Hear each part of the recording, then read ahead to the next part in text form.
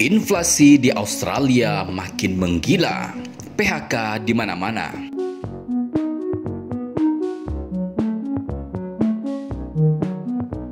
Inflasi yang menggila di seluruh dunia, terutama negara-negara Eropa dan Amerika, ternyata juga bergoyang dengan hentakan yang sama di benua yang jauh dari kedua wilayah itu, yakni Australia. Australia yang dikenal sebagai salah satu negara termaju di kawasan Pasifik dan dalam banyak hal seperti kualitas hidup, pendidikan, dan indeks anti korupsi sama baiknya dengan negara-negara Eropa, nyatanya juga ikut terseok-seok karena inflasi yang terus menghantui. Inflasi dan suku bunga tinggi mulai menunjukkan masalah bagi perekonomian Australia.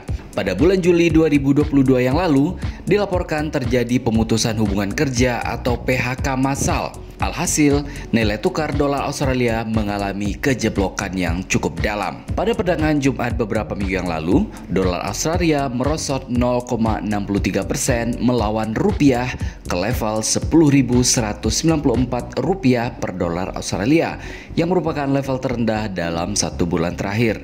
Dalam sepekan tercatat dolar Australia jeblok hingga 2,38%. Sementara pada perdagangan hari ini menguat 0,66% ke level 10.262 rupiah per dolar Australia akibat tekanan yang dialami rupiah oleh isu kenaikan harga bahan bakar minyak atau BBM. Pada Jumat 19 Agustus 2022 yang lalu, Biro Statistik Australia melaporkan sepanjang bulan Juli terjadi PHK sebanyak 40.900 orang.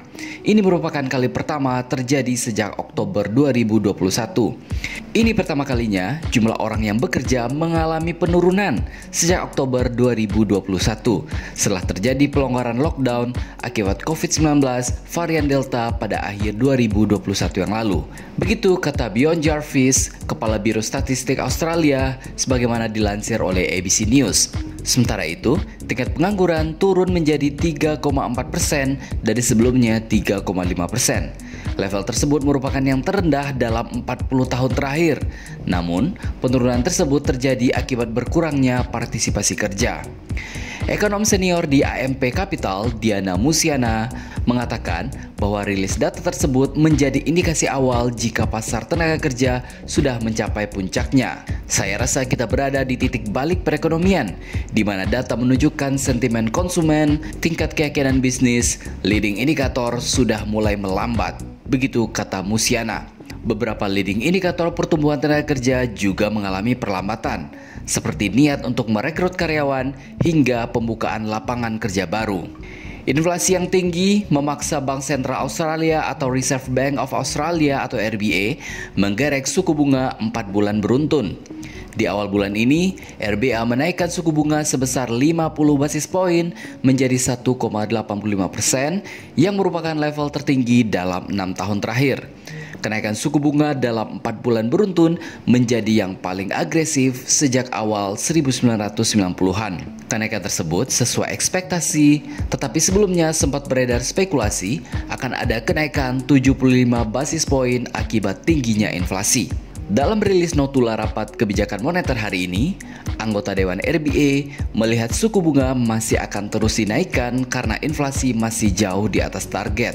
Inflasi berdasarkan Consumer Price Index atau CPI Australia diperkirakan masih akan terus menanjak dan mencapai puncaknya sebesar 7,75% pada kuartal 4 2022 dari yang sebelumnya di kuartal 2 2022 sebesar 6,1% yang merupakan level tertinggi dalam 21 tahun terakhir. Inflasi diperkirakan baru akan mencapai target RBA 2 hingga 3% pada akhir 2024 yang akan datang. Dalam notula tersebut juga terungkap anggota dewan melihat untuk menurunkan inflasi, suku bunga di akhir tahun bisa berada di kisaran 3%. Sementara itu, pasar melihat suku bunga RBA di akhir tahun akan berada di kisaran 3,5%.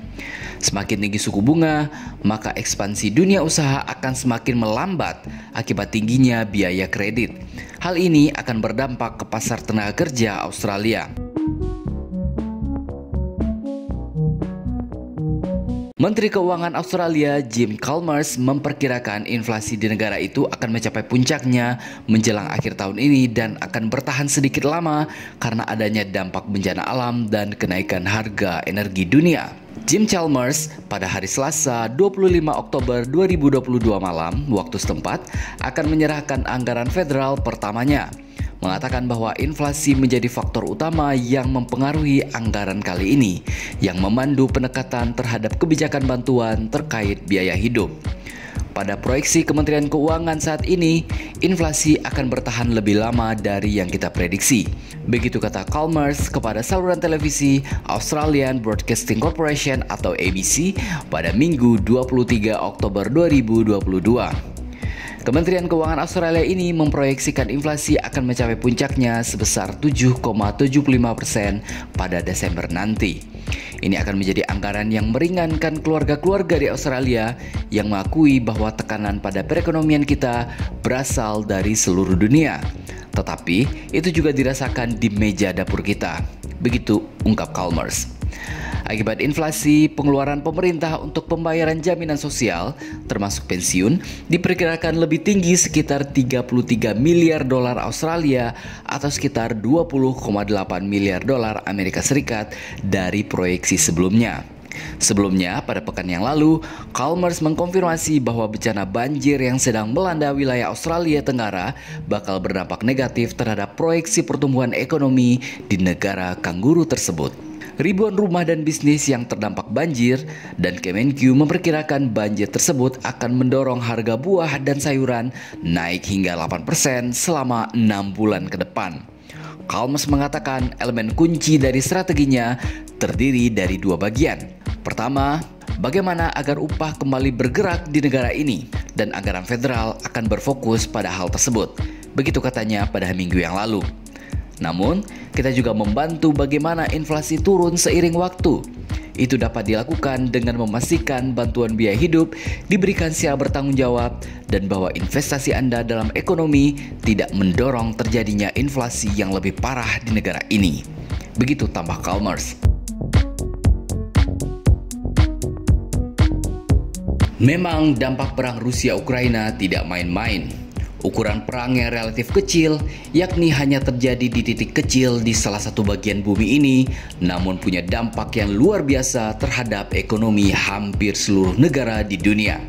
Hal itu tak lain tak bukan karena Rusia merupakan negara adidaya energi di dunia ini yang bisa mengendalikan produksi dan harga energi seperti minyak bumi dan gas.